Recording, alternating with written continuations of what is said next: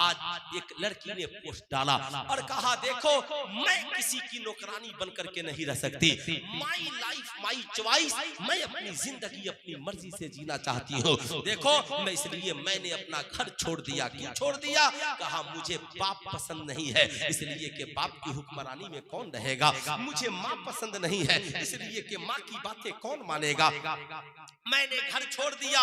मैं तो फिर तुमने किया क्या? कहा मैंने एक जॉब कर लिया, शादी मैं नहीं कर सकती इसलिए कि शौहर की गुलामी नहीं करूंगी, बच्चे पैदा नहीं कर सकती इसलिए कि मैं बच्चों की खिदमत करना नहीं चाहती। ईमान की हिफाजत के लिए अकायद व नजरियात को पुख्ता और मजबूत करने की जरूरत है और आमाल की हिफाजत के लिए जैसे मोबाइल हर माह अपडेट मांगता है, अगर आप मोबाइल को अपडेट न करें तो उसका कोई फीचर काम नहीं करेगा। तो आपको मजबूरी है कि आप उसे अपडेट करेंगे ताकि वो फिर से सही से काम करने लगे। कि आपको ऐसा लगता है कि जब से आप पैदा हुए आज तक आपकी जिंदगी में किसी वायरस ने कदम नहीं रखा हो? क्या आपको ऐसा लगता है कि आपकी जिंदगी को अपडेट करने की जरूरत नहीं है? कि आपको ऐसा लगता है कि आपकी जिंदगी का कोई ऐसा गोशा नहीं है जिसे डिलीट करने की जरूरत हो? कि आपको ऐसा लगता है कि आपकी जिंदगी में कोई ऐसा साथी नहीं है जिसे डिलीट करके जिंदगी से अलग करने की जरूरत हो? ये मोबाइल भी आपको बहुत कुछ सिखाता है। इधर जो बच्चे बैठे हैं, मजार शरीफ है नहीं है, इसके करीब आप लोग इधर आकर के बैठ जाओ, है ना? आ जाओ, इधर आ जाओ। हाँ माशाअल्लाह, आ जाओ, इधर आ जाओ, आ जाओ। आप तो कौम के मुस्तकबिल हो, है ना? आ जाओ, इधर आकर के बैठो, आगे बैठो, सबसे ज्यादा इधर ही हंगामा करना है, माशाअल्लाह, है ना? बैठो, बहुत अच्छे हैं बच्चे। मुझे याद है एक बुजुर्ग से मैं मिलने के लिए गया तो कोई उनके करीब आया और कहा हजरत जरा सा ये फातिहा कर दीजिए। तो उन्होंने कहा जाओ बाहर छोटे बच्चे खेल रहे हैं, उन्हें बुला करके ले आओ जब तक कि मैं फातिहा की तैयारी करता हूँ। मैंने उनसे पूछा कि हजरत ये बताइए आप इतने बड़े आलिम हैं, इतने बड़े सूफी हैं, मुत्तकी हैं, परहेजगार हैं, मगर इन बच्चों को फातिहा में क्या जरूरत? कहा मौलाना साहब अभी इन बच्चों के नामे अमाल में एक भी गुनाह नहीं दर्ज है, इसलिए मैं दुआ करूंगा और ये आमीन कहेंगे। मुझे उम्मीद है इनकी आमीन की सदाओं से दुआएं मकबूल हो जाएंगी। इसलिए ये बच्चे हमारी कौम के मुस्तकबिल हैं। इन बच्चों से प्यार करें, इन बच्चों से मोहब्बत करें, बच्चों को दूर न करें। किरदार साजी ये जिंदगी की बहुत अहम जरूरत है। आज हमारे रिश्तों में टॉक्सिन है, आज हमारे रिश्तों में जहर है। इंसान एक दूसरे से ना उम्मीद हो चुका है, ना उम्मीदी भरी जिंदगी हम समाज में जी रहे हैं। बेटा बाप से ना उम्मीद है, भाई भाई से ना उम्मीद है, बीवी शौहर से ना उम्मीद है, शौहर बीवी से ना उम्मीद है। ऐसे ना उम्मीदी के माहौल में हमें सूफियाए किराम की दहलीज तक पहुंचने की जरूरत है, बुजुर्गों की दहलीज तक पहुंचने की जरूरत है। ये वो बुजुर्गाने दीन जो शराबी करीब आया तो उन्हें नमाजी बना दिया, कोई गिरता हुआ आया तो उसे संभाल करके खड़ा कर दिया। कोई साहब अगर इन बुजुर्गों की बारगाह में वक्त का सताया हुआ मुरझाया हुआ इंसान आया तो उसे सहारा देकर के नई जिंदगी अता कर दी, उसे नया सवेरा अता किया, टूटे हुए दिलों को जोड़ने का काम किया, समाज से बुराइयों को मिटाने का काम किया, समाज के टूटे हुए और बिखरे हुए लोगों को नई उड़ान अता किया। इसलिए मुझे लगता है क्या उर्स चादर चढ़ाने का नाम है? क्या उर्स सिर्फ लंगर खिलाने का नाम है? क्या सिर्फ बुजुर्गों के नाम के परचम कुशाई करने का नाम है? मैं कहता हूँ चादर चढ़ाना ये एक अकीदत का हिस्सा हो सकता है साहब। उर्स में लंगर खिलाना ये आपकी एक अकीदत का हिस्सा हो सकता है, लेकिन असल मिशन बुजुर्गों के किरदार को समाज में फिर से जिंदा करना, बुजुर्गों के इखलाक को समाज में फिर से जिंदा करना। हमें ये पता होना चाहिए, हमें ये बताना चाहिए मियाँ कि हम जिस समाज में जीवित और जिंदा हैं हम फिर फिर से इस समाज को सरकार बड़े पीर दस्तगीर का एक लक़ब महियुद्दीन है। उलमा कहते हैं सरकार बड़े पीर दस्तगीर ने दीन को फिर से जिंदा किया। हमें भी सरकार गौसे आजम की जिंदगी बता रही है। समाज में जिन सुन्नतों को मिटाया जा रहा है, हमें जरूरत है फिर से उन सुन्नतों को जिंदा किया जाए। समाज में जिन सुन्नतों को बिगाड़ा जा रहा है, हमें जरूरत है उन सुन्नतों को फिर से जिंदा किया जाए। समाज को एक बेहतर माहौल अता किया जाए। जाहिर सी बात है, जन्नत में जाने के लिए ईमान की जरूरत है, नमाजों की कबूलियत के लिए ईमान की जरूरत है, और ईमान की हिफाजत के लिए अकायद का बेहतर होना जरूरी है। इसलिए हर हाल में हमारा अकीदा दुरुस्त रहे। अल्लाह एक है, मुहम्मदुर रसूलुल्लाह सल्लल्लाहु अलैहि वसल्लम अल्लाह के रसूल है। अल्लाह ने नबी को इल्मे गैब अता किया है। हुजूर सल्लल्लाहु अलैहि वसल्लम को पीठ पीछे की ही नहीं, बल्कि साहब अभी से लेकर जो कुछ होने वाला है सब की खबर है मुस्तफ़ा जाने रहमत को। औलियाए किराम ये मजबूर नहीं होते हैं। इस्लाम में वसीला जायज है। आप याद रखिए, अगर कोई शख्स ये कहता है कि वलियों का तज़किरा कहाँ है, मैं कहना चाहूंगा वलियों का तज़किरा कहाँ नहीं है। कुरान में वलियों का जिक्र है, हदीस में वलियों का जिक्र है, नमाज में वलियों का जिक्र है। कहाँ वलियों का जिक्र नहीं है? एक नमाज ऐसी लाकर दिखाइए कि नमाज हो और वलियों का जिक्र नहीं हो। चाहे वो फज्र की नमाज हो, जोहर की नमाज हो, असर की नमाज हो, मगरिब इशा की नमाज हो। अगर आप नमाजी हैं तो कंपलसरी है हर 2 रकत के बाद तहियात पढ़ना ही पड़ेगा, और जब तहियात पढ़ेंगे तो सलामुन अला इबादिल्लाहि सालिहीन पढ़ना ही पड़ेगा। सुल्तान रजा पूछना चाह रहा है, अल्लाह ताला नमाज में पढ़वा रहा है, मेरे बंदे कयाम तूने किया है, रुकू तूने किया है, सजदा तूने किया है, अब तशहुद में बैठ, अस्सलामु अलैका अय्युहन नबी वस्सलामु अलैना वस्सलामु अला इबादिल्लाहि सालिहीन। याद रखिएगा, ये इबादत का हिस्सा नहीं, ये सलाम का हिस्सा है, ये मोहब्बत का हिस्सा है। इसलिए कि ये सलाम इबादत नहीं है, सलाम ये मोहब्बत है। अल्लाह याद रखिएगा, जिंदगी में इन बातों को आप साहब कुरान को उठा करके पढ़िए और इन बातों को याद भी रखिए। मियां क्या वजह है? मौला हम बंदगी तेरी करने के लिए आए हैं, इबादत तेरी करने के लिए आए हैं, सजदा तेरे लिए कर रहे हैं, मगर नमाज में नबी पर सलाम, नमाज में वलियों पर सलाम। रब्बे कदीर का इशारा हो रहा है, ऐ मेरे बंदों याद रखना, नबियों को मुझसे दूर न करना, वलियों को मुझसे दूर न करना। जहां मेरी मोहब्बत की जरूरत है वहीं नबियों की भी मोहब्बत की जरूरत है, वहीं वलियों की भी मोहब्बत की जरूरत है। याद रखना, हदीस कुदसी है, अल्लाह के नबी ने ऐलान फरमाया, मन आदली वलियन फक़द अज़नतहु बिल हर्ब। जिसने किसी वली से दुश्मनी की उसके लिए ऐलान जंग है। इसलिए कभी इस हदीस को कहीं आपको नहीं मिलता तो आपके हाथ में बड़ा मोबाइल सेट है, कभी मुंह से जबान से बोलकर गूगल बाबा पे सर्च कर लीजिए, आपको इस हदीस का पता चल जाएगा। सुल्तान रजा पूछना चाहता है, ये कौन ऐलान कर रहा है?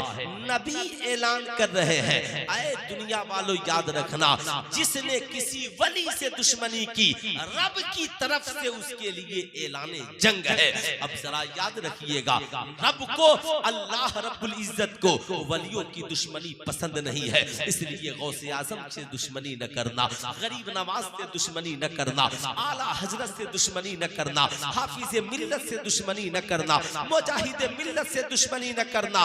रब भी प्यार के लिए है, रब के नेक बंदे भी प्यार के लिए है, आमिना के लाल भी प्यार के लिए है। इनसे मोहब्बत करो, इनसे मोहब्बत में कहीं से कमी ना होने देना।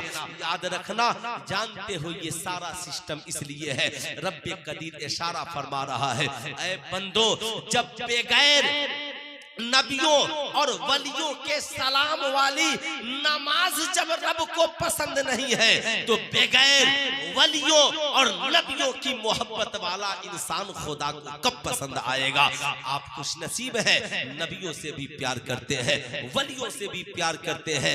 प्यार कीजिए, मगर आपका वो प्यार आपकी जिंदगी में भी झलके, आपके किरदार और कैरेक्टर में भी झलके। बताएं गौसे आजम की कितनी वक्त की नमाजें कज़ा हुई थी, ख्वाजा गरीब तहज्जुद नमाज ने कितने वक्त की नमाजें छोड़ी थी। आप बताएं ईमानदारी से आला हजरत की जिंदगी का मिशन क्या था। आला हजरत ने बताया तेरे गुलामों का नक्शे कदम है राहे खुदा, वो क्या बहक सके ये सुराग लेकर चले। आज जमाना ढिंढोरा पीट रहा है, लोग ऐलान कर रहे हैं माई लाइफ माई चॉइस। मौलाना मैं अपनी जिंदगी जीना चाहता हूँ। मैं आपसे पूछना चाहता हूँ, आप इतने इंटेलिजेंट हो गए कि अब आपने अपनी जिंदगी को अपनी मर्जी का मालिक बना लिया। मालूम है जो नौजवान अपनी मर्जी से जीते हैं वो कभी सही राह नहीं चलते, मगर कभी उस मालिक को मौला से पूछिए जिस रब ने आपको पैदा किया है, ऐ मौला ये खूबसूरत आंखें तूने दी है, ये बेहतरीन पर्सनालिटी तूने अता की है, ये जिंदगी और जिंदगानी तूने दी है, ऐ मालिक को मौला हमें तूने पैदा किया है, बता तुझे कैसी जिंदगी पसंद है, किसका किरदार और कैरेक्टर पसंद है। रब्बे कदीर इशारा फरमाता है मैंने तुझे पैदा किया है, मगर सीरत अगर दुनिया में खुदा को किसी की पसंद है तो लक़द कान लकुम फी रसूलिल्लाहि उस्वतुन हसना, जिंदगी तुम्हारी हो और सीरत आमिना के लाल की हो। यही वजह है नबियों औलियाए किराम ने नबी की सीरत को अपनाया, सहाबाए किराम ने नबी की सीरत को अपनाया, शुहदाए किराम ने नबी की सीरत को अपनाया। कहाँ गए वो लोग जो आज कहते हैं मौलाना साहब माई लाइफ माई चॉइस। जब इंसान अपनी मर्जी से जीता है तो अपनी मर्जी से जीता है तो कान में बाली पहनता है, हाथ में कड़ा पहनता है, हाथ में धागे बांधता है, कमर तक चोटी बना बढ़ाता है, एक आवारापन की जिंदगी जीता है, क्योंकि अब वो ये सोचता है हमें समाज से अलग दिखना। अभी नौजवानों में ये हुल लगी है हमें समाज से अलग दिखना है। अब अलग दिखने के लिए कोई बाल जवानी में ही सफेद कराकर घूम रहा है, कोई जोकरों की तरह चेहरा बना करके घूम रहा है, कोई कान में 2-4 बाली लटका करके घूम रहा है, कोई कमर तक बाल बढ़ाकर घूम रहा है। यही हाल लड़कियों का भी है, वो भी समाज में अलग दिखना चाहती हैं। सुल्तान रजा पूछना चाहता है आज जो हमारे यहाँ खुराफात है आपने कभी सोचा? इसलिए मैं कहता हूँ मियाँ उर्स का असल मकसद वो नहीं, कान में बाली पहनने वाला भी चादर चढ़ा रहा है, हाथ में कड़ा पहनने वाला भी चादरें चढ़ा रहा है, सर से दुपट्टा उतारने वाली औरतें भी चादरें चढ़ा रही है। क्या ये हकीकत नहीं है मज़ारों पे चादरें बढ़ी हैं और बेटियों के सरों से दुपट्टा उतर रहा है? ये कहाँ का इंसाफ है? मैं आपसे पूछना चाहता हूँ मज़ारों पे चादरें चढ़ाना फर्ज है या औरतों के सरों पे चादरें चढ़ाना फर्ज है? आप बताएं। आप जरा सा सीने पे हाथ रख करके सोचें, आप बताएं, जरा सा बताएं आज हम में कितने लोग हैं। अगर एक मजार शरीफ पे चादर चढ़ानी हो तो हाफिज साहब से हम 10 बार पूछेंगे हजरत जरा देखिएगा चादर कैसी है, मोटी है कि नहीं है, मखमली है कि नहीं है, लंबाई चौड़ाई बराबर है कि नहीं है, जरा सा देखिएगा चादर की क्वालिटी अच्छी है कि नहीं है, ये चादर पूरे मजार पे आ जाएगी कि नहीं आ जाएगी। सुल्तान रजा पूछना चाहता है मजार साहबे मजार को आपके चादर की जरूरत नहीं है, क्या हमारे चादर चढ़ा देने से उनका रुतबा बढ़ जाएगा? अल्लाह ने उनके रुतबे को इतना बढ़ा दिया है। हाँ, हम मज़ारों पे चादरें इसलिए चढ़ाते हैं ताकि पता चले ये अल्लाह के एक वली की कब्र है। आला हजरत अजीमुल बरकत से पूछा गया हुजूर मज़ार शरीफ पे चादर, कहा एक चादर चढ़ाओ ताकि पता चले ये अल्लाह के वली की कब्र है। कहा बाकी चादरें जो ज्यादा चढ़ गई हैं, कहा जो चादरें ज्यादा चढ़ गई हैं उन्हें बेच दिया जाए और उसी अल्लाह वाले के नाम पर गरीबों में तकसीम कर दिया जाए,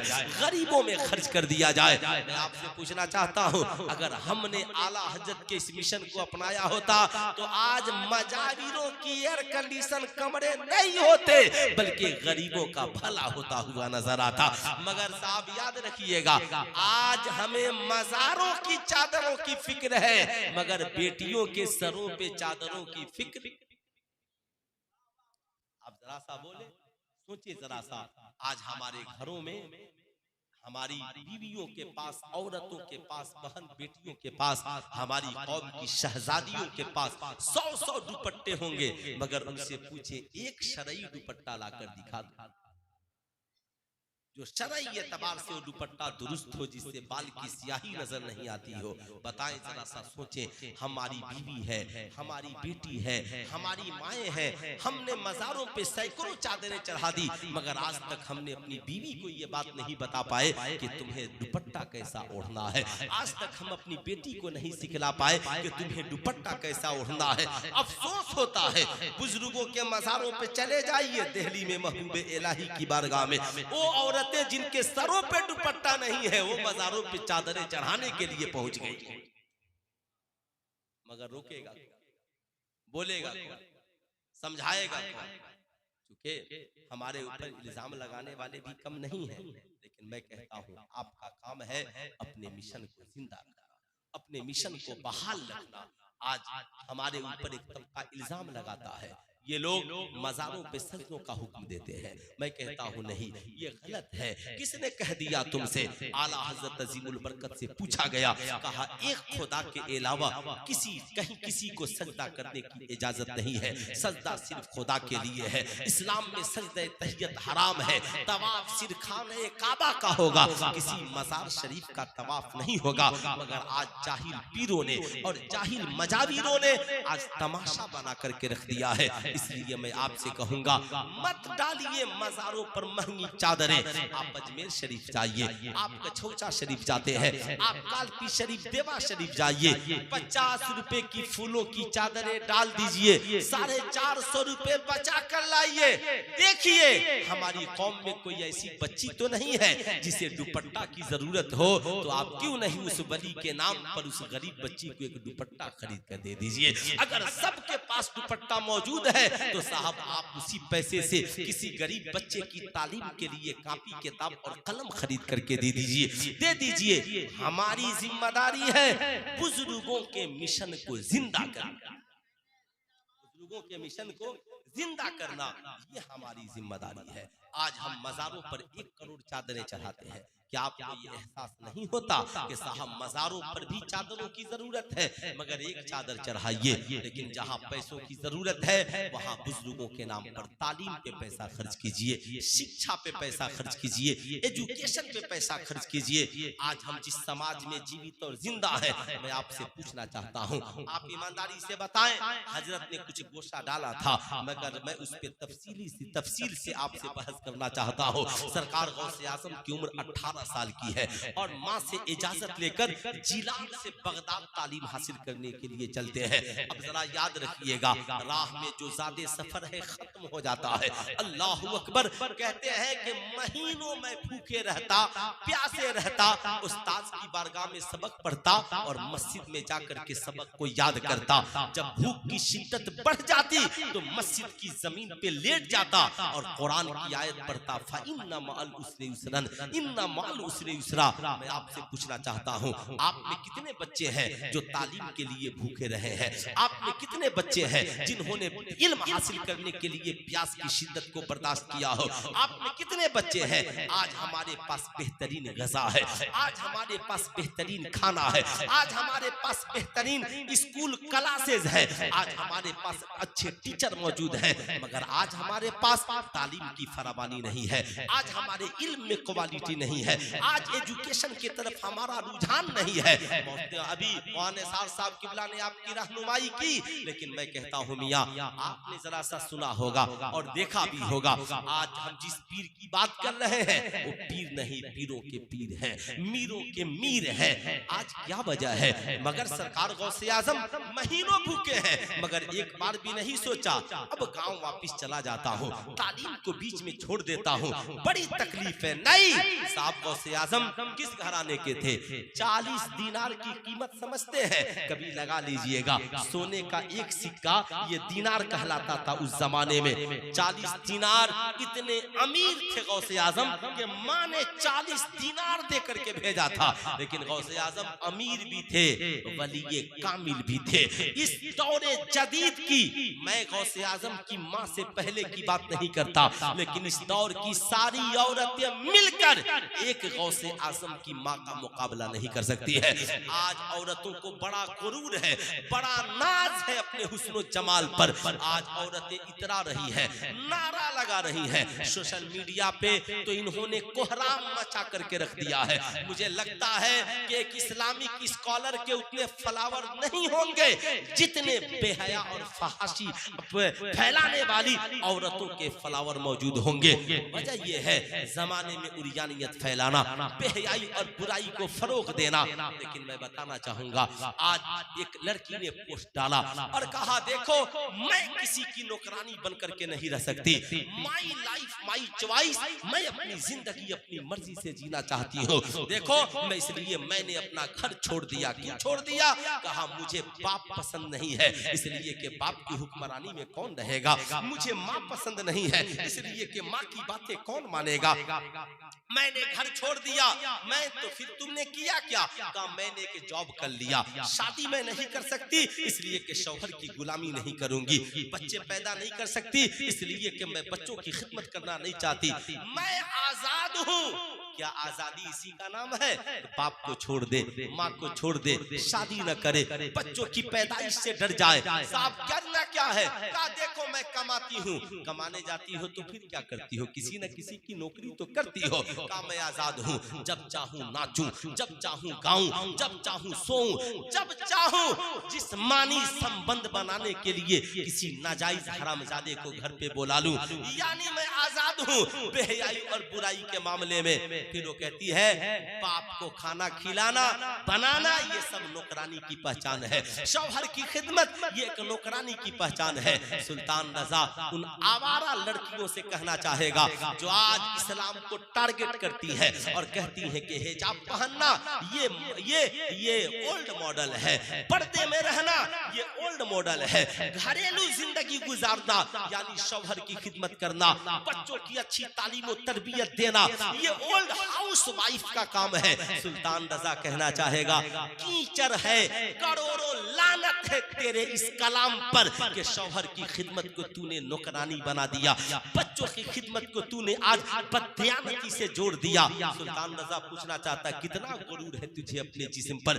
दुनिया में जितनी इस जमाने की मॉडर्न जमाने की माएँ हैं, सुल्तान रजा उनसे कहना चाहेगा दुनिया में इस वक्त एक माँ ऐसी तलाश करके लाओ जो बच्चा, हर दुनिया में बच्चा पैदा होने से पहले 9 माह किसी न किसी औरत के पेट में रहता है। लाओ कोई औरत जो दुनिया में बच्चे को जन्म देने से पहले कम से कम 1 से 100 पेट में सिखा दे, अलिफ से या पेट में सिखा दे, क से ज्ञा सिखा दे, ए से जेड सिखा दे। कहेंगे मौलाना क्या बात करते हैं, बच्चे पैदा पहले होते हैं, 3 साल के बाद पढ़ने के लायक होते हैं, 14 साल की उम्र में मैट्रिक करते हैं। सुल्तान रजा कहना चाहेगा गलत, मेरे नबी ने आज से कई हजार साल पहले ऐलान फरमाया उतलुबुल इल्मा मिनल महद इलल लहद, इल्म हासिल करो माँ की गोद से लेकर कब्र की गोद तक। नबी ने ऐलान फरमाया बच्चे माँ की गोद से पढ़ते हैं। मियाँ दावा नबी ने पेश किया, दलील बनकर जिलान में गौसे आजम की माँ ने दिखा दिया। सारी दुनिया की माएँ कहती हैं हम ऐसे बच्चे को जन्म नहीं दे सकते जो पेट में पढ़ ले, मगर कुर्बान जाओ गौसे आजम की माँ सैयदा फातिमा उम्मुल खैर पर जिन्होंने पीराने पीर दस्तगीर को दुनिया में जन्म बाद में दिया है और पेट में 18 पारा का हाफिज कुरान बना दिया है। ये कौन सी माँ थी? हाँ ये वही माँ थी जिसने बचपन से जवानी तक किसी गैर पे नजर नहीं डाला था। हाँ ये वही माँ थी जिसने बच्चे को पेट में कुरान सुनाया था। हाँ ये वही माँ थी जो तहज्जुद गुजार थी, इबादत गुजार थी। हाँ ये वही माँ थी जिसने अपने बच्चे की परवरिश का हर लम्हा ख्याल रखा था। हाँ वो शहजादा जिसके वालिद का ये हाल था, 12 साल बागीचे में खिदमत करे, गैर पे नजर न डाले। आज तो हमारे माँ बाप के भी हालात बुरे हैं। हम सोचते हैं हम शराब पीते रहे, सूद खाते रहे, जना करते रहे, जुआ खेलते रहे, बेहयाई बुराई के वालिदैन मुर्तकिब हो और सोचे औलादे गौसे आजम की गुलाम क्यों नहीं हो जाती, हमारी बेटियां कनीजे राबिया बसरिया क्यों नहीं हो जाती। मियां नहीं, माँ बाप को भी अपने हालात को बदलना होगा। जब माँ बाप अपने हालात में परिवर्तन लाएंगे, जिंदगी में पाकीज़गी लाएंगे, तब जाकर उस चमन में एक पाकीज़ा गुलाब खिलता हुआ नजर आएगा। मगर आज साहब ऐसा नहीं है। आज हम जहाँ पे जी रहे हैं, अब आप जरा सा सोचें, उन लड़कियों ने कितना तमाशा बना दिया। इसका असर ऐसा नहीं है कि हमारे घरों में नहीं हुआ है, इसका असर हमारे घरों में भी हुआ है। इसका असर ये हुआ कि कल एक बीवी अपने शौहर के लिए अगर 10 बजे रात को 12 बजे रात को एक गिलास पानी लाना हो, कोई टेंशन नहीं, मगर आज अक्सर बीवियां अपने शौहरों से ये कहती हैं कि मियां क्या मैं ही बार बार खाना बनाऊं, यही बस मेरा यही नौकरानी वाला काम रह गया है। मैं पूछना चाहता हूं, ये जदीद हवा है जिसने सबके घरों तक पहुंचकर घरों में टॉक्सिन और जहर घोल दिया है। आज हमारे घरों में रिश्ते बेहतर नहीं है। आखिर इसकी वजह क्या हो सकती है? इसकी वजह यही मगरिबी तहजीबो तमद्दुन का पूरा असर आज हमारे माहौल को तबाह कर रहा है, आज हमारे समाज को बर्बाद कर रहा है। मैं आपसे पूछना चाहता हूं, आप ईमानदारी से बताएं, आप में इतने लोग हैं जिन्होंने प्लेन का सफर किया होगा, जहाज का सफर किया है? जाहिर सी बात है, जो ही हाफिज अब्दुल वकील साहब प्लेन में चढ़े, फौरन एयर होस्टेज हाजिर है। आप प्लेन में बैठे, एयर होस्टेज हाजिर। सर क्या चाहिए? आपको जरूरत है, एक बटन दबाइए, हाजिर। चाय चाहिए, पानी चाहिए, जो चाहिए आप मांगिए। साहब हजारों मील की ऊपर उड़ान भरने वाली फ्लाइट में जब चाहे पानी, चाय, नाश्ता, फिर वो 4 लड़कियां मिलकर 250 यात्रियों का जूठा बर्तन उठाती हैं, जमा करती हैं, लेकिन उनके चेहरे पे कोई परेशानी नमूदार नहीं होती। आपको 10 बार जरूरत है, 10 बार पानी पीजिए, बुलाइए, कोई टेंशन नहीं है। आपका जूठा बर्तन उठाएगी, चाय पिलाएगी, पानी पिलाएगी, मगर आप में किसी की हिम्मत है उतरते वक्त उसे कह दीजिए कि तुम मेरी नौकरानी हो, तुमने मुझे चाय पिलाया था, तुमने मुझे बर्तन मेरा जूठा बर्तन उठाया था? नहीं, बल्कि उनके कपड़े पे बैच लगा रहता है और लिखा रहता है पावर गर्ल्स। ये दुनिया की शक्तिशाली लड़कियां हैं, ये दुनिया की महान लड़कियां हैं, ये पावरफुल लड़कियां हैं। सुल्तान रजा पूछना चाहता है, 4 लड़कियां मिलकर 250 यात्रियों को खाना खिलाएं, वो नौकरानी नहीं हो सकती, तो फिर कोई माँ अपने बेटे के लिए लंच बॉक्स तैयार करे, वो नौकरानी कैसे हो सकती है? कोई बीवी अपने शौहर के लिए खाना बनाए, वो नौकरानी कैसे हो सकती है? कोई बहन अपने भाई के लिए चाय बना दे, वो नौकरानी कैसे हो सकती है? मियाँ कोई बीवी अपने शौहर के लिए नाश्ता तैयार कर दे, वो नौकरानी कैसे हो सकती है? ये इस्लाम में नौकरानी की पहचान नहीं, ये तो सैयदा खातून जन्नत की गुलामी है, सैयदा खातून जन्नत के किरदार से साबित है। वालिद के लिए भी खाना बन रहा है, कुरान की तिलावत भी हो रही है, हसनैन करीमैन का कपड़ा भी धुला जा रहा है, सरकार मौलाए कायनात के लिए ज़ादे सफर भी तैयार किया जा रहा है, नमाजों की पाबंदी भी हो रही है, पानी भी भरा जा रहा है दुनिया में कोई औरत जो सैयदा खातून जन्नत का मुकाबला कर सके? आपको ये मानना पड़ेगा, गौसे आजम की माँ ने सैयदा खातून जन्नत के किरदार को अपनाया, तो गौसे आजम जैसा बेटा उन्हें इनाम में मिला है, तोहफे में मिला है। अगर आज भी हमारी माएँ सैयदा खातून जन्नत के किरदार को अपनाए, तो इंशाअल्लाह साहब वो समाज की एक अच्छी बेटी भी बनेंगी, समाज की एक अच्छी बीवी भी बनेंगी, और समाज की एक अच्छी माँ भी बनती हुई नजर आएंगी। जमाना उन पे फख्र करेगा, मगर हमें करनी है शहनशाहे बतहा की रजा जोई। वो अपने हो गए तो रहमते परवरदिगार अपनी, हमें अपने ज़हनों से ये जो जहर है इसे निकालना होगा, इसमें परिवर्तन लाना होगा। अगर हमने नहीं लाया तो हमारी जिंदगी में इनकलाब नहीं आ सकता, नहीं आ सकता। हमें बदलना होगा, हमें अपने सिस्टम पे गौर करना होगा। हमें सिर्फ साफ ज़बानी नारों से काम नहीं चलेगा। हम लोग जिस बात का खदशा जाहिर करते हैं वो आजकल हो रहा है, इसलिए तैयार रहिए। मैं मानता हूँ आपके यहाँ हजारों तकरीरें हुई होंगी, बड़े बड़े अकाबिर उलमा आए हैं, मगर आज आप अपने माहौल में परिवर्तन लाइए। आपके यहाँ बहुत बड़ी आबादी है, आपके यहाँ बहुत बड़ी आबादी है, मगर आज हमारी कौम की बेटियां मुर्तद हो रही है। आपने कभी उनकी सुरक्षा के लिए कोई काम किया? चलो साहब हम पूरे समाज को नहीं सुधार सकते, मगर कुरान ने क्या कहा? कुरान ने पहले पूरे समाज का मिशन आपको नहीं दिया। मैं पूछना चाहता हूं क्या मौलाना निसार साहब के ऊपर पूरे समाज की जिम्मेदारी कुरान ने आयत की कि आप एक ही बार उठिए पूरे समाज को सुधारिए? नहीं, कुरान की आयत का जो पहला हुक्म है, या अय्युहल्लज़ीना आमनू कू अनफुसकुम व अहलीकुम नारा, ऐ ईमान वालों अपने आप को और फिर अपने घर वालों को जहन्नम की आग से बचाओ। पहले किसे बचाना है? अपने आप को। पूरा मजमा हाथ उठाकर बोलिए, पहले किसे बचाना है? पहले किसे बचाना है? अपने आप को। फिर उसके बाद किसे बचाना है? अपने घर वालों को। फिर उसके बाद समाज को बचाने चलिए। यहाँ पर मियाँ खुद ठीक नहीं है, चाय की होटल में पूरी कौम की इस्लाह कर रहे हैं। यहाँ पर खुद हमने अपने घर में कभी इस्लाह नहीं की और चाय की होटल में बैठकर पूरे मोहल्ले की इस्लाह कर रहे हैं। कहाँ से हमारे यहाँ इस्लाह संभव हो पाएगा? ऐसा कैसे हो पाएगा? आप जरा गौसे आजम की जिंदगी पढ़े बेटा, पाँव खोल दो, सही से बैठो। हाँ माशाअल्लाह। सुने, अच्छा कोई उकताहट तो नहीं ना हो रही है? मैं आपसे पूछना चाहता हूँ, गौसे आजम की बारगाह में एक बूढ़ी माँ आई और आने के बाद कहती है, हुजूर मेरा बेटा मीठा बहुत खाता है, आप इसे मना कर दीजिए। बात क्या था? क्या थी बात? सिर्फ मीठा। सरकार बड़े पीर दस्तगीर ने कहा, अच्छा ठीक है, जाओ बूढ़ी माँ एक हफ्ता बाद आना। कितने हफ्ता? एक हफ्ता बाद आना। बूढ़ी माँ गई और एक हफ्ता बाद फिर बेटे को लेकर आ गई। हुजूर आ गई हूँ, अब ये मीठा बहुत खाता है, मना कर दीजिए। सरकार बड़े पीर दस्तगीर ने करीब बुलाया और कहा, बाबू माँ ने क्या कहा? कहा मीठा मैं बहुत खाता हूँ। कहा जाओ मीठा अब कम खाना। बूढ़ी औरत ने कहा, हुजूर इतनी बात कहने के लिए आपने एक हफ्ता लगा दिया? इतनी बात कहने के लिए आपने, इतनी बात कहने के लिए आपने एक हफ्ता लगा दिया? मुस्कुराए, कहा माँ जब आप कहने आई थी तो मैं खुद मीठा बहुत खाता था, तो मैंने पहले एक हफ्ता मीठा नहीं खाया और उसके बाद मैंने समझा दिया। अब जरा सा सोचे, ये दूसरे की बात नहीं, मैं अपनी बात बताता हूँ।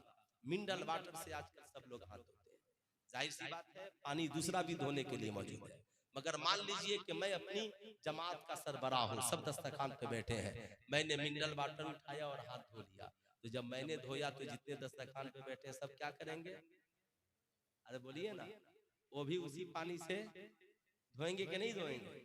अब मेरी जिम्मेदारी क्या है? मैं उठूं और दूसरे पानी से धोऊं। जब मैं धोऊंगा तो सब बैठकर धोएंगे। या मैं पूछना चाहता, ए मेरी माँ, तू बेनमाजी बनकर बेटी को नमाजी होना नहीं देख सकती? ऐ मेरी कौम के बाप, तू बेनमाजी होकर बच्चे को नमाजी होने का तसव्वुर नहीं कर सकता। इसलिए मेरी माँ पहले तू नमाजी बन, इंशाअल्लाह तेरी दुआओं से तेरी बेटियां भी नमाजी होंगी। ऐ मेरी कौम के बाप, पहले तू नमाजी बन, इंशाअल्लाह तेरी दुआओं से तुम्हारे बच्चे भी बानमाजी होंगे। मैं आपसे पूछना चाहता हूँ, आखिर ये मिशन आज जिस समाज में हम जीवित और जिंदा हैं, आप जरा सा सोचे, जरा सा सोचे मियाँ। ये सब सरकार आज मुहर्रम में बहुत आलीशान जलसा आपके यहाँ होता है, साहब हर साल होता है। मैं आपसे पूछना चाहता हूँ, सब जानते हैं सैयदा खातून जन्नत के दुपट्टे में कितने पेवंद लगे थे? 72, ज्यादा भी हो सकते हैं, है ना, इसकी कोई गुंजाइश नहीं, मगर दुपट्टे में पेवंद लगा था, लेकिन बाल की स्याही नजर नहीं आती थी। आज दुपट्टे में पेवंद नहीं है, दुपट्टों की कमी नहीं है, एक ही दुपट्टा सैयदा के पास है, पेवंद पे पेवंद लगा है, मगर बाल की स्याही नजर नहीं आ रही है। एक बाप ने अपनी बेटी से कहा, ए मेरी बेटी, अब तू जवान हो गई, तूने जूनियर स्कूल पास किया, अब तू कॉलेज में कदम रख रही है। ए मेरी बेटी, अब देख मैंने तेरी हर जायज ख्वाहिशात का और का ख्याल रखा। ए मेरी बेटी, तूने जो जो मुझसे मांगा, मैंने हर जायज तेरी जरूरतें पूरी की है। ए मेरी बेटी, बस एक चीज का तुम ख्याल रखना। बेटी ने पूछा, अब्बा हुजूर क्या? कहा, मेरी बेटी, मेरी इज्जत तेरे कदमों में है, बस इतना ख्याल रखना कि तेरे बाप की इज्जत समाज में उछलने नहीं पाए। ये बाप का मुतालबा था, ये बाप ने ये बातें कही। मैं भी आज कहता हूँ ये कौम के नौजवानों से और लड़कों से भी और लड़कियों से भी, आप जो ये कहते हो कि मैं अपनी जिंदगी अपनी मर्जी से जीना चाहता हूँ, मैं पूछना चाहता हूँ क्या आपकी जिंदगी है? और आप क्यों अपनी मर्जी से सिर्फ जीना चाहते हैं? क्या जिस माँ बाप ने की गोद में आपने जन्म लिया, जिस माँ बाप ने 19 साल 20 साल आपके पीछे मेहनत की, जिस बाप ने पूरी जिंदगी की कमाई आपके कदमों में कुर्बान कर दिया, क्या उस बाप की ख्वाहिश कुछ नहीं है? क्या उस माँ की उम्मीदें कुछ नहीं है? आप सिर्फ एक आवारा लड़की के चक्कर में पड़कर आत्महत्या तक पहुंच जाते हो कि वो लड़की अब मेरी जिंदगी में नहीं है, तो अब मेरी जिंदगी का कोई मकसद नहीं है। सुल्तान रजा पूछना चाहता है, हजरत आदम और हव्वा का सिलसिला रिश्ता जो शुरू हुआ वो निकाह से शुरू हुआ, और ये दुनिया का पहला रिश्ता है जो निकाह के बगैर शुरू नहीं हुआ। निकाह के अलावा अजनबी मर्द औरत के मिलने के जितने रास्ते हैं ये जायज नहीं, नाजायज है। इसलिए मैं आपसे कहूंगा, बगैर निकाह के इन रिश्तों का कायम होना, मेल मिलाप करना या आपसी रिश्तों को मजबूती की बातें करना, ये आपकी जिंदगी के लिए धोखा है, आपकी जिंदगी के लिए दगा है। इसलिए मैं कहूंगा, अगर आपकी जिंदगी में कोई हादसा रूनुमा हो जाए, इसका मतलब ये तो नहीं है कि आप आत्महत्या कर लीजिएगा, फांसी के फंदे पे लटक कर जान दे दीजिएगा। आपका कोई दोस्त है, उसने आपको धोखा दे दिया, आप फांसी के फंदे पे लटक जाइएगा। क्या आपकी जिंदगी में सिर्फ वही एक दोस्त है? आपकी माँ कौन है? आपके वालिद कौन है? आपके भाई बहन और बीवी बच्चे कौन है? मैं कहूंगा, समाज में सिर्फ एक नजरिए से मत जिंदा रहिए। आप ये भी सोचिए, आप किसी की औलाद भी हैं, आप किसी के शौहर भी हो सकते हैं, आप किसी के भाई भी हैं, आपकी कोई बहन भी है, आप किसी के वालिद भी हैं। इसलिए समाज में जिंदा रहना है तो आपको इन रिश्तों का ख्याल रखना होगा। इसलिए ये जिंदगी सिर्फ पर्सनल लाइफ बना करके मत जिंदा रहिए, बल्कि अपनी लाइफ को पर्सनल नहीं, आपकी जिंदगी सबके लिए है। जहां तक हो सके समाज में अच्छाई का काम कीजिए, बेहतरी का काम कीजिए, भलाई का काम कीजिए। माँ बाप से रिश्ता मजबूत हो, भाई बहन से रिश्ता अच्छा रखिए। औलादों अगर शादीशुदा है तो बीवियों से मोहब्बत कायम रहे, बच्चों के लिए अच्छाई की कोशिश करते रहिए। अगर आप नौजवान हैं तो आप ये कोशिश कीजिए कि आपको समाज में कुछ बनकर निखरना, समाज में कुछ बनकर निखरना है। आला हजरत ने कहा, तेरे गुलामों का नक्शे कदम है राहे खुदा, वो क्या बहक सके जो ये सुराग लेकर चले। अब आप अपनी जिंदगी का कोई मिशन बनाइए। अगर आप की जिंदगी का कोई मिशन नहीं है, आप मैट्रिक में है, इंटर में है, अभी तक आपने कुछ फैसला किया ही नहीं कि हमें कुछ बनना है, तो मैं समझता हूं कि आप अपनी जिंदगी को सही मकसद की तरफ नहीं ले जा रहे हैं, बल्कि आज से ही आपको एक टारगेट बनाकर अपनी जिंदगी को गुजारना होगा, एक मकसद और नजरिए के तहत जिंदगी को गुजारना होगा। आप 14 साल की उम्र में मैट्रिक कर रहे हैं और सरकार बड़े पीर दस्तगीर 18 साल की उम्र में पढ़ने के लिए गए हैं, मगर हाल क्या है?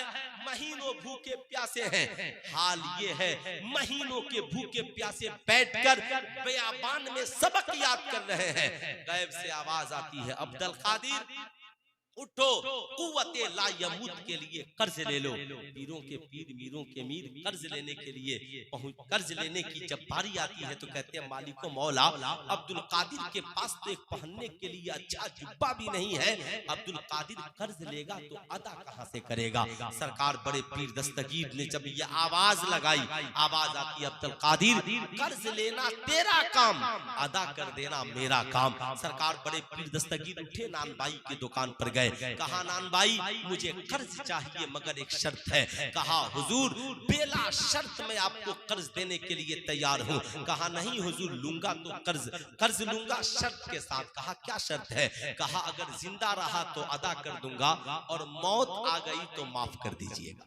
अच्छा साहब, ये बड़ा तरक्की याफ्ता दौर, हम लोग किसके मानने वाले हैं? गौसे, हाथ उठाकर बोलिए, किसके मानने वाले? हम लोगों से आजम के मानने वाले। अगर हाफिज अब्दुल वकील साहब किसी के पास जाएं और जाकर के ऐसा है, 50,000 मुझे कर्ज दीजिए, अगर जिंदा रहा तो अदा कर दूंगा और मौत आ गई तो माफ कर दीजिएगा, अल्लाह इनका साया तादेर हम लोगों के सरों पे कायम व दायम रखे। तो आप कहेंगे, हजरत एक काम कीजिए, माजरत के साथ मैं भी जिंदा रहा तो ले लीजिएगा, अभी तो देने की कोई गुंजाइश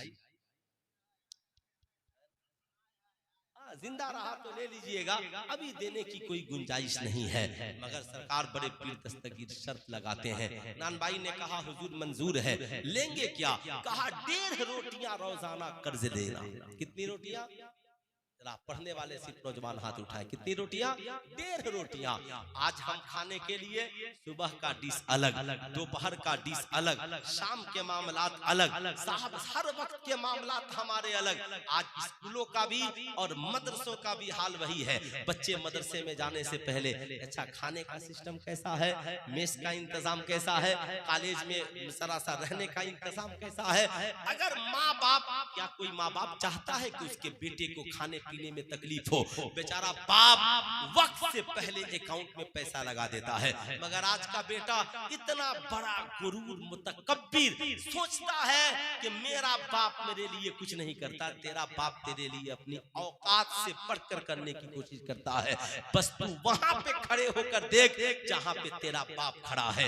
अफसोस ये है कि हम पैदा जमीन पर हुए और फिक्र यूट्यूब वाली है, सोशल मीडिया वाली है, चैनल वाली है। फिर कहां से ख्वाहिशात पूरी होंगी? जाहिर सी बात है, एक मीडियम क्वालिटी मीडियम परिवार का इंसान या बाप है, उसकी आमदनी 15,000 की है, 20,000 की है। अब वो ये सोचता है कि 10,000 का ईद में अपने बच्चों के लिए कपड़ा खरीदूंगा। चलिए 2-2,500 का बीवी का, 2-2,500 का बेटा का, 2-2,500 का बच्चों का, 10,000 में सबको खरीद दूंगा, अपना नहीं भी बना तो चलेगा। लेकिन हमारे परिवार की सोच क्या है? अब घर का जो मालिक है इसका नजरिया इतना है कि इतने में काम चलाना है, और हमारा नजरिया क्या है? बीवी ने यूट्यूब पे कपड़ा देखकर पसंद किया है, बेटी ने सोशल मीडिया पे कपड़ा देखकर पसंद किया है, नौजवान ने साहब सोशल मीडिया पे देखकर कपड़ा पसंद किया है। अब जाहिर सी बात है, अब इसे ऑनलाइन कपड़ा पसंद है। अब बाप का बजट 10,000 का है, लेकिन बेटे का बजट तनहा 7,000 का है, बेटी का बजट 7,000 का है, बीवी शौहर का बजट 5,000 का है, बीवी का बजट 10,000 का है। अब जब बजट बिगड़ता है, अब वो कहता है कि आखिर मैं करूं क्या? अब उसके पास तो ही सूरत है, कर्ज के लिए या तो हाथ फैलाएगा या फिर अब वहां पर जब नहीं उनकी ख्वाहिशात की तकमील नहीं होगी तो अब वो कहेंगे तू तो बहुत नकारा है, साल में एक अच्छा कपड़ा नहीं खरीद पाता है, मेरा बाप ये क्या मुझसे करेगा? ये तो कभी आज तक एक वक्त की सही खाना नहीं खिला पाया। हमने उस घर के अपने मालिक को, गार्जियन को इतना सताया, या तो कभी जाकर आत्महत्या कर लेगा, या फिर जाकर पटरी पे जान दे देगा, या जाकर के कर्ज लेकर कर्ज में डूबेगा, या फिर किसी की जमीन जायदाद हड़प करके हराम की कमाई लेकर आएगा। मगर आज किस बीवी को फिक्र है मेरा शौहर हराम का ना कमाए? आज किस बच्चे को फिक्र है मेरे बाप मुझे हलाल की रोजी रोटी चाहिए? आज किस बेटी को फिक्र है मेरे बाप मेरे लिए कर्ज न लेना? मेरे वालिद, मैं 500 रुपए का कपड़ा पहनकर इज्जत तो आबरू की जिंदगी जी लूंगी, मगर मेरा बाप कर्ज में डूब जाए ये मुझे गवारा नहीं है। आपसे मैं पूछना चाहता हूँ, हम लोग हुजूर सल्लल्लाहु अलैहि वसल्लम के दीवाने हैं। हुजूर सल्लल्लाहु अलैहि वसल्लम ने पहला तिजारती सफर कितने साल की उम्र में किया? आप जरा सा सोचिए, 12 साल की उम्र है हुजूर की, और जनाबे अबी तालिब के साथ पहला तिजारती सफर कर रहे हैं। आप तो 14 साल की उम्र में मैट्रिक पास करते हैं, बाप कह दे कि जरा खेत में जाकर के पानी काट के चले आना, तो आपको मोबाइल चलाने से फुर्सत नहीं है। मैं आपसे पूछना चाहता हूँ, कहाँ गया आपका नशा? कैसे हमारा घरेलू निजाम दुरुस्त होगा? कैसे हमारी फिक्र में बुलंदी आएगी? नौजवानों, लंगर भी खाइए और बुजुर्गों की सीरत को अपनी जिंदगी में जगह भी दीजिए, बुजुर्गों के किरदारों कैरेक्टर को अपनाइए। जमीन पर जी रहे हैं ना, तो अपनी मट्टी पे ही चलने का तरीका सीखो, संगे मरमर पे चलोगे तो फिसल जाओगे। ये यूट्यूब वाली दुनिया में मत जिंदा रहिए, सोशल मीडिया की दुनिया से अपने आप को बाहर निकालिए और हकीकी दुनिया में अपने आप के लिए जगह तलाशिए। सोशल मीडिया का IPS अफसर नहीं होता, सोशल मीडिया पे नाचने गाने वाला असल में हीरो नहीं होता। असल में ये लोग बैठे हैं जो दिन की खिदमत कर रहे हैं। आजकल लोग बाहर से आलिमों को बुलाकर बहुत बड़ी खिदमत उनकी करते हैं, लेकिन असल खिदमत तो आपकी मस्जिद का इमाम करता है, आपके मोहल्ले के आलिम करते हैं। जब तक आप उनकी खिदमत सही से नहीं करेंगे, आपके समाज में परिवर्तन नहीं आएगा, इनकलाब नहीं आएगा। इसलिए मैं कहूंगा, सरकार बड़े पीर दस्तगीर ने कहा था, मालिको मौला अब्दुल कादिर के पास तो पहनने के लिए एक अच्छा जुब्बा नहीं है, ये कर्ज कहां से आता, कहां से अदा करेगा? मैं आपसे कहूंगा नहीं, ये तालीम का मकसद अच्छी ग़िज़ा नहीं है, तालीम का मकसद वीआईपी स्कूल कॉलेजेस नहीं है, तालीम का मकसद तालीम है, तालीम का मकसद तालीम है। इसलिए असल मकसद को जिंदगी में जगह दीजिए। ये 1.5 रोटियां रोजाना कर्ज लेते सरकार बड़े पीर दस्तगीर, आधी रोटी सुबह, आधी रोटी दोपहर, आधी रोटी रात, ये 1.5 रोटियां कर्ज लेकर पढ़ने वाला जब पढ़कर बना है तो सिर्फ आलिम नहीं, आलिमों का इमाम बना है, मुहद्दिस नहीं इमामुल मुहद्दिसीन बना है, मुफस्सिर नहीं इमामुल मुफस्सिरीन बना है। सरकार गौसे आज़म फरमाते हैं, मैं उस जमाने में 2000 उलूम व फनून का जानने वाला था। कितने हजार? 2000। आला हजरत इस सदी में 100 से ज़ायद उलूम जानते हैं, और सरकार गौसे आज़म 2000 उलूम व फनून के जानने वाले। फरमाते हैं, मैं पूरी दुनिया को ऐसे देखता हूँ जैसे इंसान हथेली पे राई के दाने को देखता है। अब आप जरा सा तसव्वुर करें और सीने पे हाथ रख करके सोचे, 1.5 रोटियां कर्ज लेकर पढ़ने वाला वक्त का सबसे बड़ा आलिम बन सकता है, तो क्या आज हमारी कौम के बच्चे एजुकेशन पे मेहनत करें, तालीम पे मेहनत करें, तो हम वक्त के IPS अफसर नहीं बन सकते हैं, वक्त के बड़े डॉक्टर नहीं बन सकते हैं, वक्त के बड़े इंजीनियर नहीं बन सकते हैं, वक्त के बड़े आलिम नहीं बन सकते हैं। बन सकते हैं, शर्त यह है कि हमें मिशन को अपनाना, हमें मिशन को अपनाना होगा, हमें मिशन को फरोग देना होगा। माशाअल्लाह शायद इस्लाम जमजम फतेहपुरी साहब तशरीफ ले आए। 5 से 7 मिनट मेरी गुफ्तगू होगी, उसके बाद मेरी गुफ्तगू खत्म हो जाएगी। मैं ये अर्ज कर रहा था, मियां मैं आपसे पूछना चाहता हूँ, उस बूढ़े बाप ने अपनी बेटी से मुतालबा किया था। आज तो नौजवान कहते हैं बेटा हो या बेटी, मैं अपनी जिंदगी, क्या मैं अपनी जिंदगी के फैसले खुद नहीं ले सकता? मैं कहता हूँ मत लीजिए अपनी जिंदगी के फैसले खुद, आप कम से कम बड़ों से मशवरा कीजिए, आप कम से कम अच्छे लोगों से मशवरा कीजिए। आप क्या बनने के लायक हैं, जिंदगी के फैसले खुद मत लीजिए, कम से कम आप अपनी तालीमी सलाहियतों की जांच कराइए। हमने साफ देखा है, आला हजरत के नाम का नारा हर जगह लगता है, मसल के आला हजरत जिंदाबाद। आला हजरत ने फरमाया, हमारी कौम के जो बच्चे तालीम हासिल कर रहे हैं उनकी तालीमी सलाहियतों की जांच कराई जाए, पता लगाया जाए ये बच्चे क्या बनने के लायक हैं। जाहिर सी बात है, आला हजरत ने लिखा, पता लगाइए ये बच्चे क्या बनने के लायक हैं। अगर मदारिस में पढ़ सकते हैं तो आलिम बन सकते हैं, मुफ्ती बन सकते हैं, मुहद्दिस बन सकते हैं, मुफस्सिर बन सकते हैं, हाफिज व कारी बन सकते हैं। स्कूल कॉलेज में पढ़ रहे हैं अगर दुनियावी एतबार से इस दौर में, तो मैं कहता हूं पता लगाइए, वो डॉक्टर बन सकते हैं, इंजीनियर बन सकते हैं, प्रोफेसर बन सकते हैं, IPS अफसर बन सकते हैं।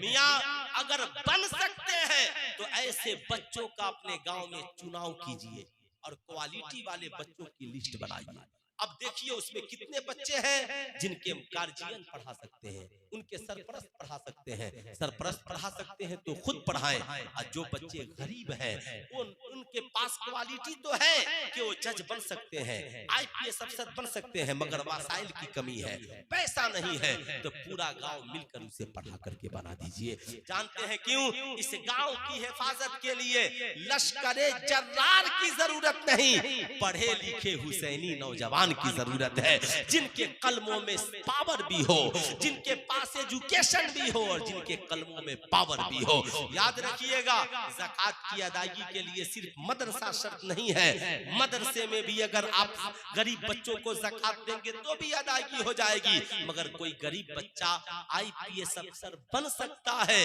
पैसे की कमी है तो आप उस गरीब को भी पैसा देंगे तो भी ज़कात की अदायगी हो जाएगी। लेकिन शर्त यह है आप वैसे बच्चों को चुने। आपको लगता होगा मौलाना हम दूसरे के बच्चों को बनाकर क्या करेंगे, मैं कहूंगा क्या करेंगे ये मुझसे पूछते हैं, आला हजरत से पूछिए। ये उन बुजुर्गों का नजरिया था। जानते हैं आपको लगता हम दूसरे के बच्चे को क्यों बनाएंगे, दूसरा का बच्चा नहीं बनेगा उसका नुकसान इतना होगा कि इलेक्ट्रीशियन प्लम्बर बन के विदेश में कमाएगा, आईपीएस अफसर नहीं बनेगा, जज नहीं बनेगा, उसका नुकसान कम होगा, उसका सिर्फ जाती नुकसान होगा कि वो जज नहीं बन सका, मगर हमारा इज्तिमाई नुकसान होगा। हमारी बस्ती को एक जज मिल सकता था, बड़ा आलिम मिल सकता था, वो पढ़ लेता तो मेरे गांव की हिफाजत के लिए उसके कलम की रोशनाई काफी थी, मगर हमने वैसा काम नहीं किया। इसलिए मिटा दो अपनी हस्ती को अगर कुछ मर्तबा चाहो, कि दाना खाक में मिलकर गुले गुलजार होता है। यह आखिरी पैगाम मैं नौजवानों से कहूंगा, खुदारा नमाजी बनिए, नेक बनिए, ईमानो अकीदे की हिफाजत कीजिए, मगर शराबी मत बनिए, चरस अफीम गांजा पीने वाला मत बनिए, सूद खाने वाला मत बनिए, आईपीएल में सट्टा लगाने वाला मत बनिए। और याद रखिए अल्लाह ने नबी का साथी किताब को बनाया, आप भी अपनी जिंदगी का साथी किताब को बनाइए। दुनिया में जितने कामयाब लोग गुजरे हैं ना, आप उनकी जिंदगी का मुताला कीजिए। नबियों का साथी किताब, वलियों का साथी किताब, शहीदों का साथी किताब, उलमा का साथी किताब, मुहद्दिसीन मुफस्सिरीन और फुक़हा मुहद्दिसीन का साथी किताब। ठीक दुनियावी एतबार से जो लोग कामयाब हुए उन्होंने भी हुजूर की सुन्नत को अपनाया। साइंटिस्टों का साथी किताब, जजों का साथी किताब, इंजीनियरों का साथी किताब, प्रोफेसरों का साथी किताब। जब दुनिया के सारे कामयाब लोगों का साथी किताब है, तो आपने अपनी जिंदगी का साथी मोबाइल फोन को कैसे बनाया? मोबाइल आपकी जिंदगी का साथी नहीं, जरूरत का साथी हो सकता है। इसलिए मोबाइल के जितनी जरूरत है मोबाइल का उतना इस्तेमाल कीजिए। किताब को असल जिंदगी का साथी बनाइए। और याद रखिए माँ बाप को मारने के लिए इतना काफी है कि एक गोली निकालिए मार दीजिए, माँ मर जाएगी, बाप मर जाएगा, मगर जब कोई बेटा बदकिरदार हो जाता है तो माँ बाप के लिए हर रोज मौत है। अगर कोई बेटी बदचलन हो जाती है तो माँ बाप के लिए हर रोज मौत है। समाज को मुर्दा करने के लिए, कलंकित करने के लिए इतना ही काफी है कि हमारी कौम की कोई बेटी मुर्तद हो जाए। और ये कोई नई बात नहीं, आज बेटियां मुर्तद हो रही हैं। उस बूढ़े बाप ने अपनी बेटी से यही मुतालबा किया था, बेटी 19-20 साल मैंने तेरी खिदमत की है, तू इतनी मेरी खिदमत कर दे कि मेरी इज्जत और आबरू की हिफाजत कर दे। बाप ने इतना ही मुतालबा किया था। बेटी ने कहा ठीक है। बेटी हिजाब पहनती है, कॉलेज जाती है, कॉलेज में सहेलियों ने बड़ा मजाक उड़ाया, ओल्ड मॉडल है, पुराने जमाने की लड़की है, रोते हुए आई। बाप ने कहा बेटी मैं कोई आलिम नहीं के दलील दे सकता, तुम कह रही हो कि या तो हिजाब उतार दीजिए या कॉलेज छोड़वा दीजिए। बेटी न हिजाब उतरेगा न तालीम छूटेगी। फिर काम बाप ने करीब बैठाया, कहा पानी पियो, बैठो, टेंशन मत लो, जो होगा देखा जाएगा। बाप ने आहिस्ता से जेब से टॉफी निकाली और टॉफी के ऊपर के कवर को उतारकर मेज पे रख दिया। कवर अलग, मिठाई अलग। थोड़ी देर बाद बाप बेटी गुफ्तगू करते रहे। जिस मिठाई का पर्दा हट गया था उस मिठाई पे चींटियां आकर बैठ गई, मक्खियां आकर बैठ गई, मच्छर आकर बैठ गए। बाप ने कहा बेटी इस टॉफी को पहचान रही हो? कहा अब्बा हुजूर। कहा क्या हुआ?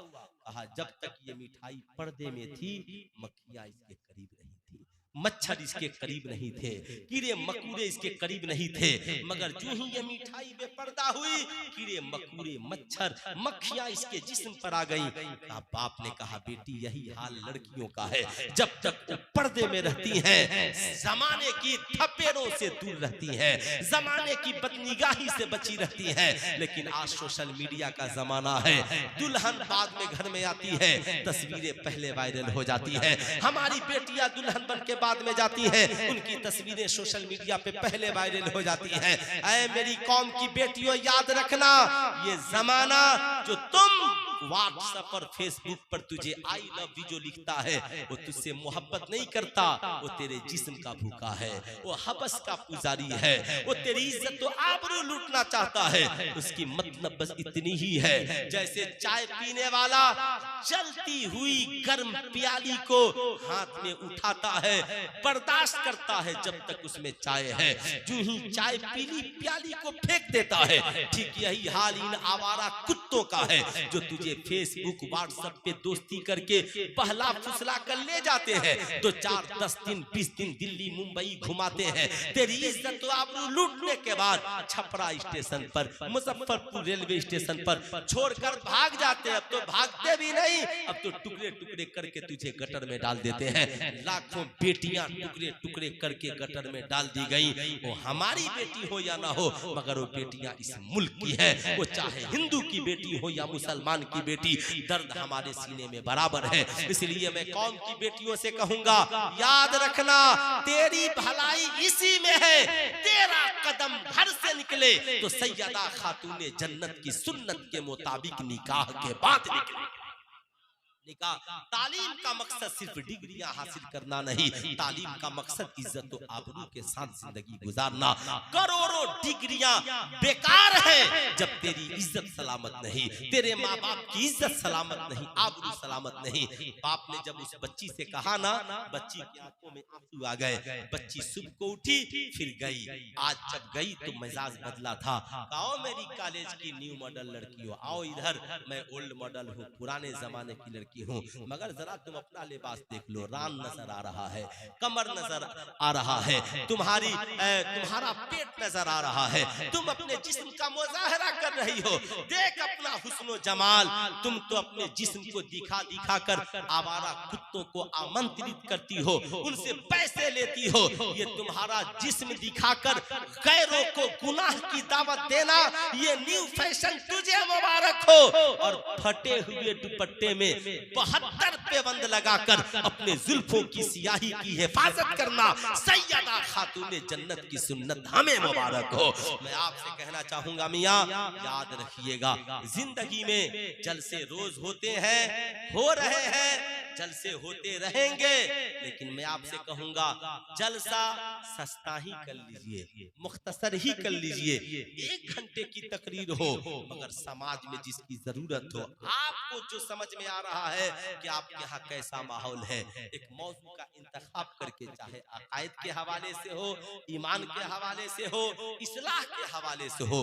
आखिरी बात याद रखिए, आप जिंदगी में बहुत उछल कूद करते हैं। हम ये जलसा क्यों कर रहे हैं? ताकि फैजान हासिल हो। फैजान हासिल करने के लिए बगदाद जाने की जरूरत नहीं, खिदमत की जरूरत है। सबसे पहले घर में माँ बाप की खिदमत कीजिए, बीवी बच्चों की खिदमत कीजिए, इन उलमा की खिदमत कीजिए। कोई नहीं मिलता है ना, तो अपने बच्चों की ही खिदमत दिल से कीजिए, वो खुश हो जाएं। नहीं मिलता तो मोहल्ले में कुत्ते जो रहते हैं ना, उनकी ही खिदमत में लग जाइए। कुछ नहीं मिलता तो मस्जिद में जुमा के दिन चले जाइए और जाकर नमाजियों की जूतियों को सीधी कीजिए। मौला आपकी जिंदगी को सीधी कर देगा, सीधी कर देगा। खिदमत कीजिए। जब एक फाहिशा औरत कुत्ते की खिदमत करती है तो अल्लाह उसकी खताओं को माफ कर देता है, अगर हम खिदमत करें। इसलिए मैं कहूँगा, आपके हाथ में महंगे मोबाइल हैं, ये मोबाइल भी बताता है कि अगर मोबाइल में वायरस हो जाए तो ये सही से काम नहीं करता। लगता है मुझे कि आज जो हमारा दिमाग काम नहीं कर रहा है, नमाज रोजा हज ज़कात नेकियों के हम करीब नहीं हो रहे हैं, या तकरीरों का असर नहीं हो रहा है। ऐसा तो नहीं कि हमारी जिंदगी में भी गुनाहों के वायरस ने कदम रख दिया है, तो अल्लाह उसका इलाज बताता है। कुरान में उसका जिक्र यूं करता है, या अय्युहल्लज़ीना आमनू तूबू इलल्लाह तौबतन नसूहा, ऐ ईमान वालों खुदा की बारगाह में तौबा करो, ऐसी तौबा, सच्ची तौबा जो दूसरों के लिए नसीहत हो जाए। यानी आपकी जिंदगी में जो वायरस आ गया है, तौबा करके इसे डिलीट कीजिए। नमाज पढ़कर, रोजा रखकर, माँ बाप की खिदमत करके, बुजुर्गों से मोहब्बत करके अपनी जिंदगी को अपडेट कीजिए। गौसे आजम से खूब प्यार कीजिए, गौसे आजम की सीरत को पढ़िए। बुजुर्गों ने माँ बाप की खिदमत की है, माँ बाप से मोहब्बत की है, नबी से प्यार किया है, 40 साल गौसे आजम पढ़ाते रहे हैं। आप भी पढ़िए, पढ़ाने को अपना मशगला बनाइए, वक्त को बर्बाद मत कीजिए। दुनिया में जितने कामयाब लोग गुजरे, उनके पास भी 24 घंटे थे, आपके पास भी 24 घंटे हैं। हम जिस बरेली के रजा के मानने वाले हैं, उनके पास भी 24 घंटे थे, मगर उन्होंने 24 घंटे में साढ़े 21 घंटा पढ़ा और पढ़ाया है, 2.5 घंटा आराम किया है।